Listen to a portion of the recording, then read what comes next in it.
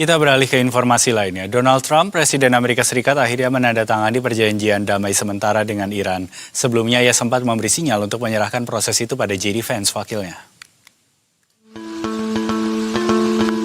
Donald Trump, Presiden Amerika Serikat, akhirnya menandatangani langsung perjanjian damai sementara dengan Iran saat menghadiri jamuan makan malam pada hari terakhir konferensi tingkat tinggi G7 di Perancis. Penandatanganan dilangsungkan usai Trump berkeliling Istana Versailles bersama Emmanuel Macron, Presiden Perancis, dan Brigitte Macron, istrinya. Mr. President, please, just one question for French TV and the Iran deal. Just one question, please. You signed the deal? You signed the deal? We signed?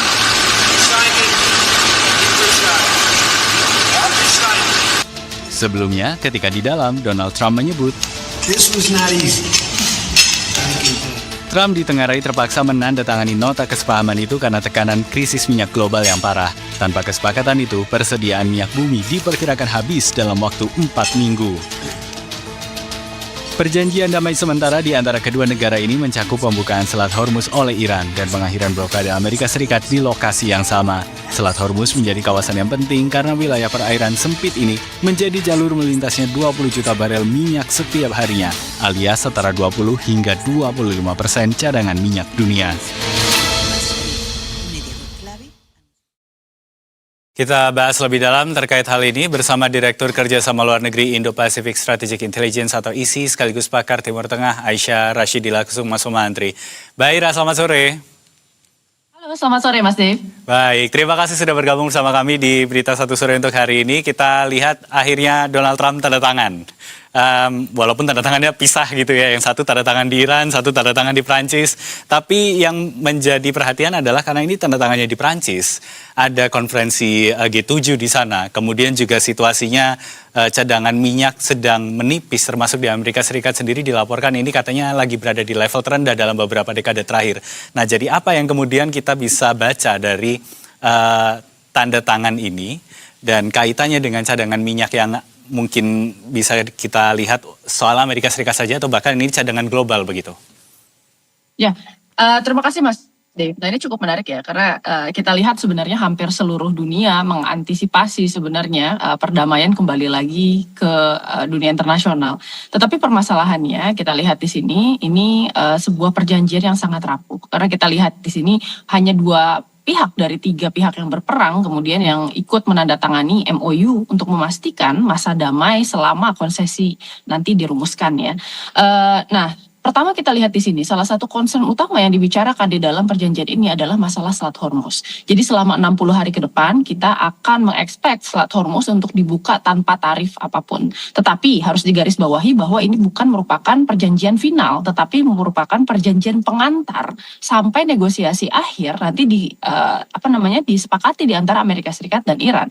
Dan salah satu hal sebenarnya menjadi perhatian kita adalah wacana bahwa nanti permasalahan tarif itu akan dibicarakan kembali di dalam waktu 60 hari ini di antara Iran dan Oman untuk bisa melakukan joint development dan kemudian penarikan tarif bersama ya di kawasan Selat Hormuz gitu.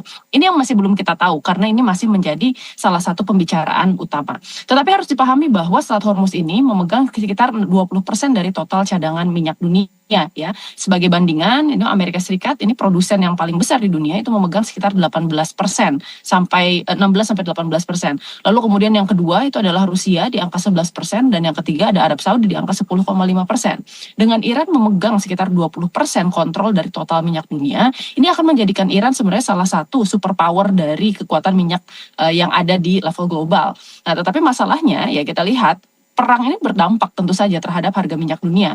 Nah, kita sebenarnya perlu bersyukur karena kemarin minyak hampir mencapai sekitar $120 ya per barel dan sekarang sudah turun sekitar 87 ya per barel gitu. Nah, menariknya harga turun ini sebenarnya itu bukan sesuatu yang sebenarnya tercapai secara unilateral, tetapi kemudian ada upaya juga dari Amerika Serikat dan China untuk bisa melepaskan cadangan minyaknya. Maka tadi kalau Mas Dev bilang bahwa cadangan minyak AS-nya terendah sepanjang sejarah karena memang ada upaya untuk itu gitu, untuk bisa memastikan bahwa harga minyaknya ini tidak terlalu melambung ya, terlepas dari kemudian konflik-konflik yang ada di Timur Tengah. Sebenarnya baik Amerika Serikat dan bahkan China itu melepaskan sebagian dari cadangan minyaknya untuk membuat ya supply minyak dunia ini menjadi agak stabil. Jadi kita lihat sebenarnya cukup cepat nih peralihannya antara kemudian kemarin harganya tinggi gitu ya, lalu kemudian terdapat pengumuman penandatanganan yang mana sekarang kita tahu harga minyaknya sudah sangat turun gitu ya. Tetapi ya tentu saja harga minyak ini itu harus diiringi juga dengan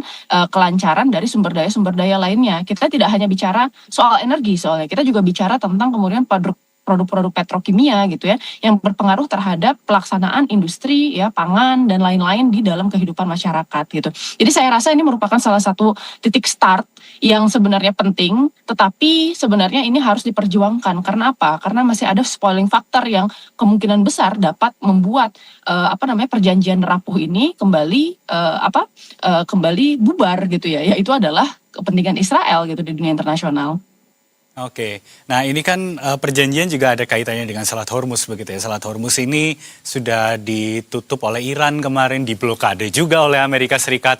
Tapi dengan perjanjian ini sudah mulai dibuka begitu. Nah jadi kalau ini jalurnya sudah dibuka, apakah kemudian akan ada dampak yang secara langsung signifikan begitu ke cadangan minyak secara internasional dan juga apakah ini menjadi penanda bahwa sebetulnya memang Iran ini punya posisi tawar yang begitu tinggi di kawasan Timur Tengah?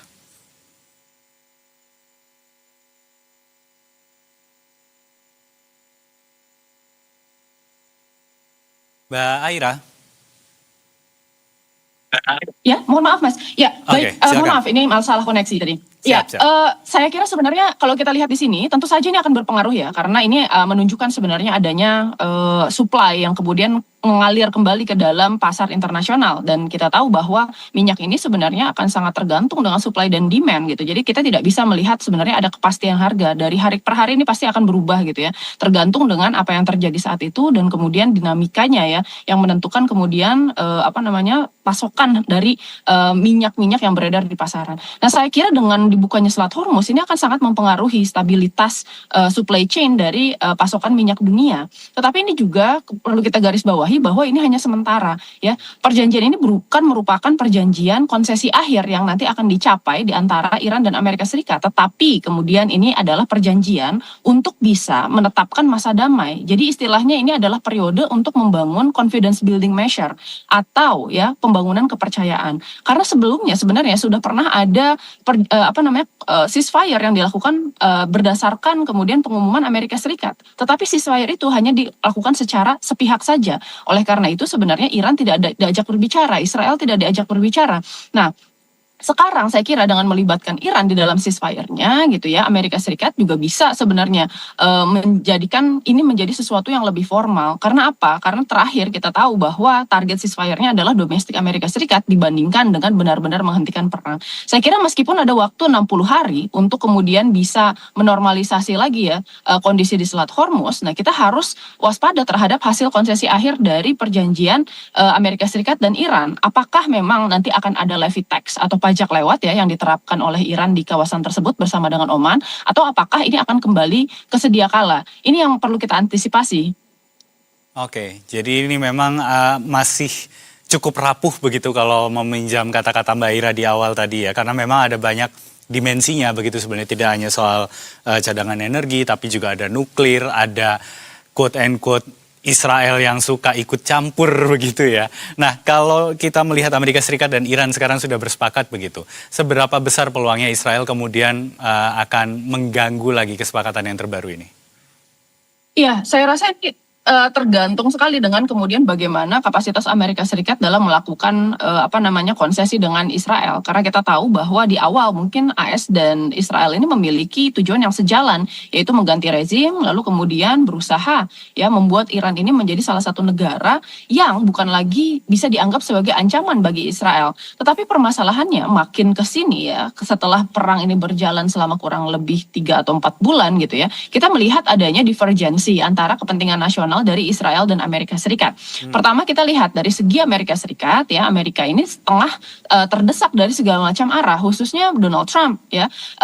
Kita melihat bahwa Donald Trump ini gagal memenuhi 2 dari 3 janji politiknya, yaitu yang pertama adalah menurunkan harga-harga di dalam negeri Amerika Serikat, dan yang kedua adalah menghentikan seluruh perang luar negeri ya, yang kemudian dilakukan oleh Amerika. Nah, itu semua gagal dilakukan oleh Donald Trump, sehingga sebenarnya ada respon yang cukup negatif dari masyarakat dan meminta ya Amerika Serikat untuk menghentikan perang di Timur Tengah.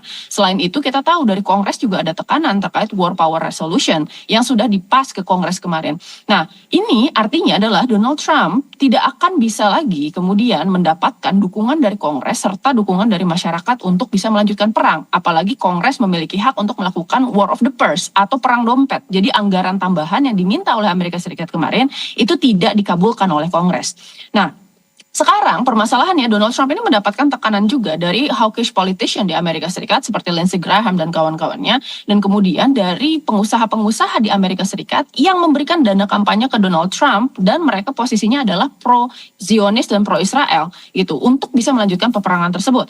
Nah, sementara di satu sisi jelas kalau misalnya dari Netanyahu ya dia mau melanjutkan peperangan ini karena ini merupakan salah satu campaign politik dia di dalam negeri, yang mana Israel ini akan menghadapi pemilu lagi di bulan Oktober nanti di tanggal 26 gitu. Jadi saya kira sebenarnya yang dilakukan Donald Trump adalah mencoba untuk memberikan win-win solution agar kemudian Israel ini dapat terpuaskan dan publik Amerika Serikat juga dapat terpuaskan dengan cara apa? Meminta negara-negara GCC untuk menandatangani Abraham Accord. Tapi saya rasa itu bukan solusi yang sebenarnya diinginkan oleh Israel. Karena Israel ya sampai saat ini sebenarnya mereka masih berusaha untuk bisa mendorong sebenarnya buffer zone yang ada di Lebanon Selatan sampai ke Sungai Litani, dan sudah ada pernyataan dari Netanyahu bahwa mereka tidak akan menghentikan upaya mereka dalam menghancurkan rumah-rumah di Lebanon. Jadi saya rasa ini akan sangat tergantung dengan kapasitas Amerika Serikat dalam melakukan konsesi dengan Israel, dan juga kemudian batas toleransi Iran sejauh mana kemudian Iran dapat memahami gitu ya, atau dapat mentolerir kemudian agresivitas yang dilakukan oleh Israel di kawasan Lebanon. Nah, kemarin kita lihat bahwa Iran itu sudah melakukan retaliasi. Jadi saya kira kalau misalnya seandainya Iran memutuskan bahwa dia akan walk out dari perjanjian ini karena ada pelanggaran-pelanggaran yang dilakukan dari Israel, itu mungkin saja terjadi. Oke. Kalau peluang itu ada, seberapa siap kemudian Iran untuk bisa terus menghadapi serangan-serangan dari Amerika Serikat begitu? Mengingat ini kan sudah berlangsung beberapa bulan dan ya kita sebenarnya tidak tahu persis begitu, kalau untuk orang awam tidak tahu persis seberapa besar kekuatannya Iran ini untuk terus berperang dengan Amerika Serikat. Iya, Iran itu negara yang bulletproof sebenarnya. Memang secara ekonomi tentu saja kemarin blokade itu berdampak. Iran kehilangan sekitar 435 juta US dollar per hari atau diakumulasikan sekitar 13 miliar US dollar per bulan ya. Dan kemudian masalah yang paling besar itu sebenarnya datang dari fasilitas oil refinery, yang kita tahu bahwa Iran sendiri ini memiliki ya pemasukan GDP paling besar itu diantaranya adalah dari hasil penjualan minyaknya. Nah, permasalahannya adalah apabila kemudian blokadenya dilakukan terus-menerus dan Iran hanya bisa menyalurkan minyak itu melalui jalur-jalur alternatif seperti jalur kereta ya, melalui jalur darat dan jalur laut Kaspia, ya sebenarnya yang berpotensi bermasalah itu adalah oil refinery yang semakin lama storage capacity-nya akan semakin terbatas, dan kalau itu terjadi kapasitas produksi minyak itu tidak bisa dihentikan, itu harus terus-menerus berjalan, dan ini pun tidak hanya terkena sebenarnya kepada Iran efek seperti itu, tetapi juga kepada negara-negara GCC lainnya. Oleh karena itu sebenarnya ada tekanan dari negara-negara GCC untuk Amerika Serikat agar menghentikan peperangan ini. Nah, tapi kalau kita lihat dari segi kesiapan, ya sesuai dengan pertanyaan yang tadi diajukan sama Mas Dave, ya saya kira sebenarnya Iran ini merupakan negara yang menganggap perang ini sebagai existential crisis. Jadi apapun misalnya yang dialami oleh Iran, meskipun pasukannya hanya tersisa misalnya 70%, 60%, bahkan 10% sekalipun, mereka akan coba untuk bertahan. Karena apa? Karena apabila mereka menyerah, ya maka itu ceritanya selesai bagi mereka. Berbeda dengan Amerika Serikat yang sekarang kita tahu bahwa perang ini bukan merupakan existential crisis. Kalau Amerika Serikat kalah, it will be a bad weekend for Donald Trump. Ini kalau kata media di AS ya. Tapi kalau misalnya untuk Iran ceritanya berbeda. Nah, sekarang kita lihat sebenarnya Iran ini memiliki kapasitas produksi dari persenjataan yang cukup tinggi. Iran dapat memproduksi sekitar 50-100 drone Shahid 136 ya dalam waktu 1 bulan gitu. Sementara itu sebenarnya yang selama ini dianggap bahwa sudah dihancurkan ya, pasukan angkatan laut dan angkatan udara yang dibilang sudah 30% ini sudah dihancurkan, itu sebenarnya hanya sebagian kecil dan pasukan darat dari Iran ini belum tersentuh sama sekali selama perang ini. Jadi saya rasa sebenarnya Iran masih memiliki resiliensi yang tinggi ditambah dengan dukungan masyarakat yang sebenarnya kita lihat dari awal perang ini konsisten mengalami rally around the flag behavior atau kemudian bersatu dalam melawan ancaman dari eksternal.